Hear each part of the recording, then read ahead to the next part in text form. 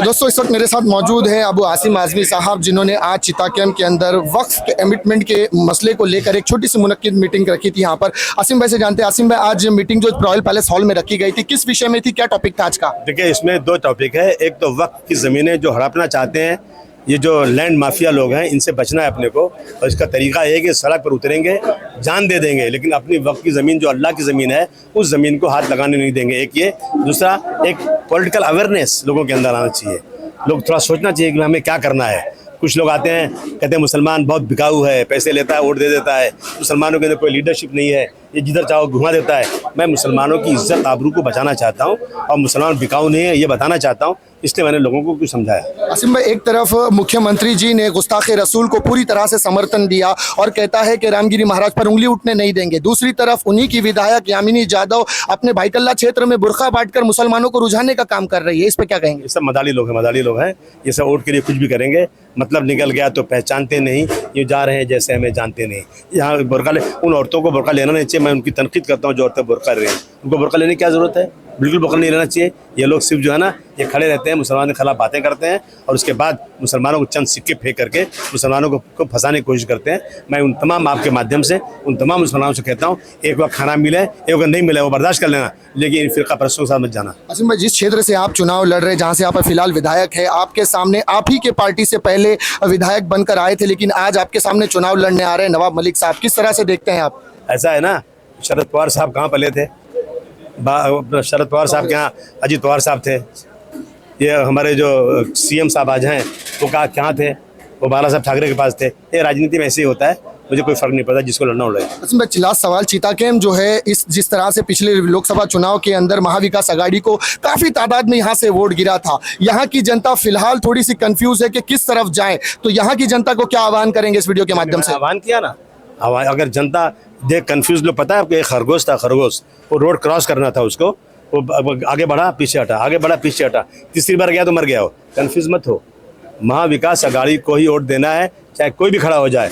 महाविकास आघाड़ी के लोग हाउस के अंदर खड़े होकर के कभी मुसलमानों के खिलाफ, शरीयत के खिलाफ काम नहीं करेंगे, ये तय हो चुका है। इसलिए हमें कुछ मिले ना मिले, लेकिन हमें महाविकास आघाड़ी को वोट देना है, ये कोशिश करना है सबसे। बहुत शुक्रिया।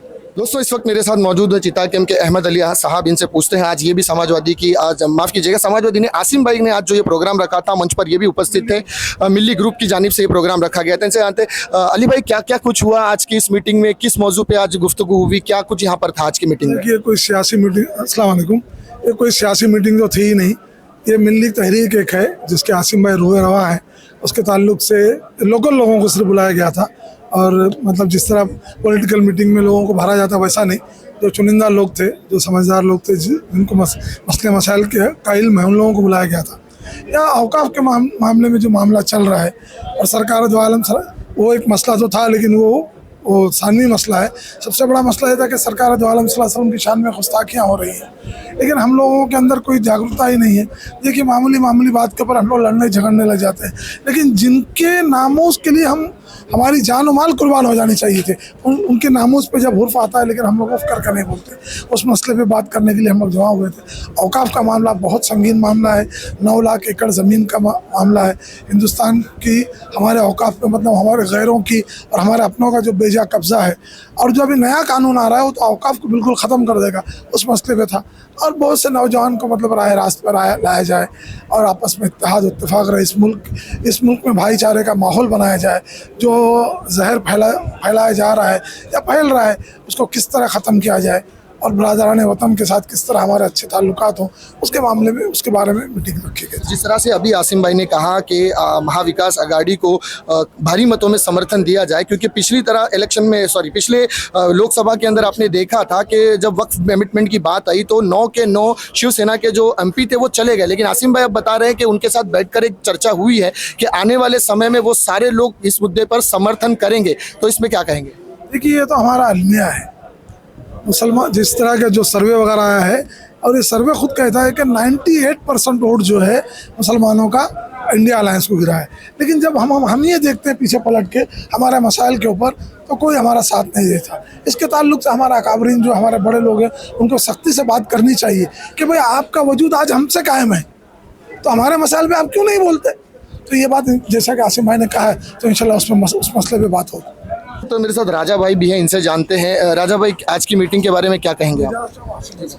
जैसे अली भाई ने कहा कि आज की मीटिंग जो है वो मुसलमान को एक तरफ से बेदार करने का, और जो देश में चल रहा है, जो हालत चल रहा है, खास करके महाराष्ट्र में जो विशालगढ़ हुआ, उसके बाद कंटिन्यूअस जो भी बातें हो रही है, मसले चल रहे हैं, इस तरह से नौजवानों को एनजीओ से खास करके तंजीमें हैं, ग्रुप है, इंडिविजुअल आदमी है, उन सबको लेकर और कोई लीडर के साथ मिलकर ये चीज़ों को दूर करने के लिए ये जो मीटिंग रखी गई थी। इसलिए हमने, हमारा एक ग्रुप है चितागम रेसिडेंट्स वेलफेयर ग्रुप, मैं उस ग्रुप की तरफ से हम लोग 5-6 लोग आए हैं और हम लोग इसमें वर्कआउट भी कर रहे हैं। और जो औकाफ के लेके जो इलेक्शन में जो अपनी जो हिस्सेदारी है मुसलमानों की, इसको लेके जो बातें हैं, हम लोग भी मिलके इनके साथ, जो भी आसिम भाई है और भी लीडर आएंगे, इधर मिलके हम उनसे डिस्कस करेंगे, चर्चा करेंगे, और जो मुसलमान को जो हक है कि औकाफ में हो, कोई भी चीज़ में हो, हम उस पर चर्चा करके आगे जो चलने की बात करेंगे।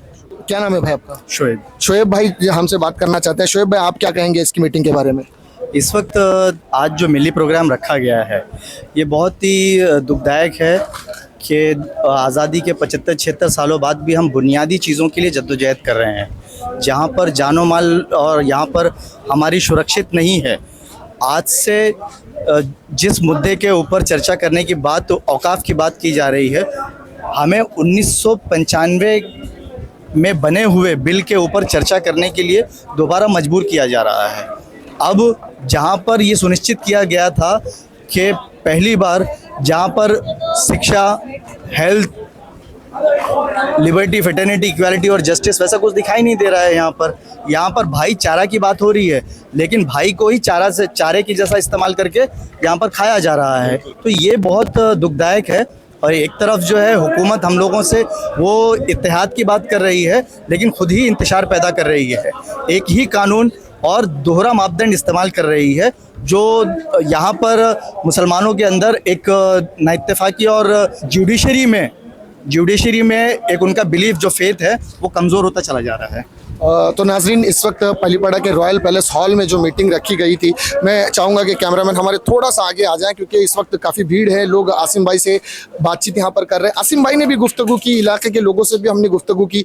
नाज़रीन, यहाँ पर फिलहाल समझ में यही आ रहा है कि चिताकेम के अंदर जो जागरूकता है, जो पिछले इलेक्शन के अंदर चिताकेम की आवाम ने जिस तरह से महाविकास अघाड़ी का समर्थन किया था और मुस्लिम वोट बैंक जो है चिताकेम का, वो एक तरफा गिरा था, और यहाँ से यूबीटी के नेता अनिल देसाई को यहाँ से भारी मतों से जीत मिली थी, जो कि इस पूरे क्षेत्र से जीत कर गए थे। लेकिन फिलहाल एक बड़ी लड़ाई यहाँ पर देखी जा रही है। अणुशक्ति विधानसभा के अंदर बहुत सारे दिग्गज अपनी किस्मत आजमाने के लिए यहाँ पर उतरेंगे।